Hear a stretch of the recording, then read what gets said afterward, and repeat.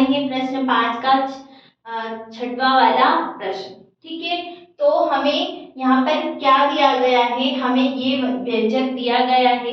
इस व्यंजक के हमें सबसे पहले गुणनखंड ज्ञात करना है और फिर जो भी गुणनखंड आता है उससे हमें इस वाले जो व्यंजक है उससे भाग करना है। तो समझ में आ गया। तो मैं क्या बोल रही हूँ कि 12x को और 9x² माइनस का 16y को मुझे भाग करना है किससे, इससे 4xy 3x प्लस 4y से। ठीक है, अब सबसे पहले हम इसकी बात करेंगे। तो सबसे पहले ये क्वेश्चन को देखो, इसके हमें गुणनखंड ज्ञात करना है। तो क्या दिया है, 9x² माइनस का 16y²। ठीक है, तो अब इसके गुणनखंड किस प्रकार से कर सकते हैं, तो ध्यान से देखिए। 9 को मैं क्या लिख सकती हूँ, 3 गुणा में 3, यही लिख सकते हैं।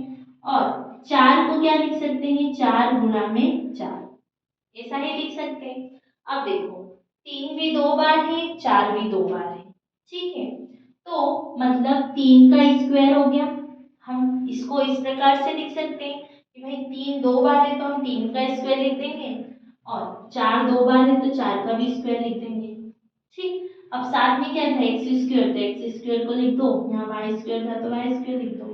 अब 3 का भी स्क्वायर है, x का भी स्क्वायर है, इधर 4 का भी स्क्वायर है, y का भी स्क्वायर है, तो दोनों के स्क्वायर है। तो क्या हम इसको 3x का पूरा स्क्वायर लिख सकते हैं, बात तो वही होगी।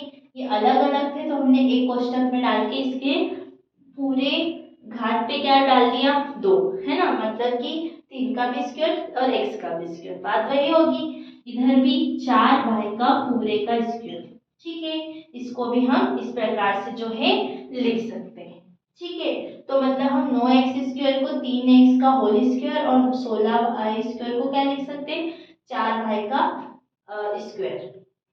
तो अब देखो हमारा जो व्यंजक था वो क्या हो गया, 3x, इसको हम क्या लिख सकते हैं, 3x का होल स्क्वायर माइनस 4x का होल स्क्वायर, यही लिख सकते हैं।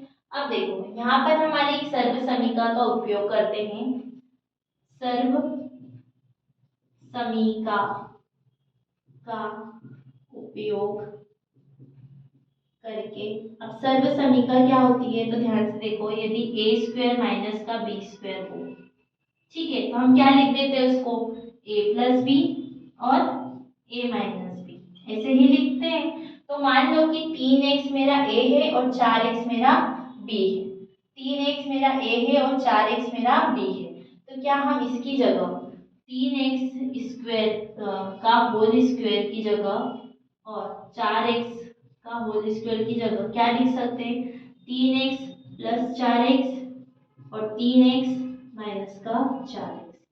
ठीक है, तो हमने इस वाले व्यंजक को गुणनखंड क्या कर दिए, 3x plus 4x, 3x minus का 4x, समझ में आ रहा है। ठीक है, अब ये हमारे क्या आ गए, गुणनखंड, किसके, इस चीज के। अब इनकी जगह हम क्या रख देंगे, डायरेक्ट ये गुणनखंड, तो 12xy तो वही रहेगा,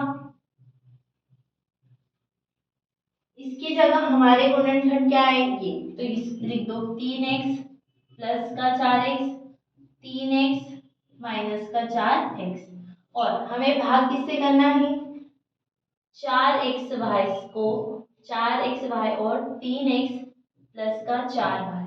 अब देखो यहाँ पे y था तो यहाँ y आएगा, मैंने x लिख के रखा है, y आएगा। ठीक है, y 4y था ना, इसलिए 4y 4y 4।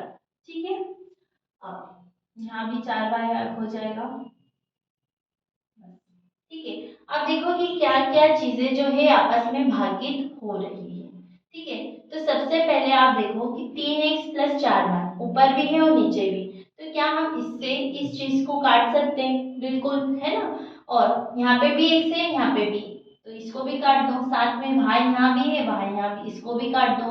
अब 4 के पहाड़े में 12 कितनी बार में आता है, भागी करना है, तो 4 एकम 4, 4 तिरी 12, तो ये कितना हो गया 3, और यहाँ तो अब कुछ नहीं बचा, सिर्फ बचा है क्या, 3x माइनस का 4y। तो समझ में आया, तो जो भी हमारा गुणनखंड करके फिर भाग करके हमारा उत्तर क्या आया, 3 कोष्टक में 3x माइनस का 4y। ठीक है, समझ में आया इस प्रश्न को किस प्रकार से जो है करना था। देखने में बहुत कठिन लग रहा था, लेकिन जब हमने गुणनखंड किए तो बहुत आसान सा हो गया। ठीक है, तो ये था हमारा प्रश्न 5 का छठा वाला प्रश्न। अब हम देखेंगे इसके आगे वाले प्रश्न।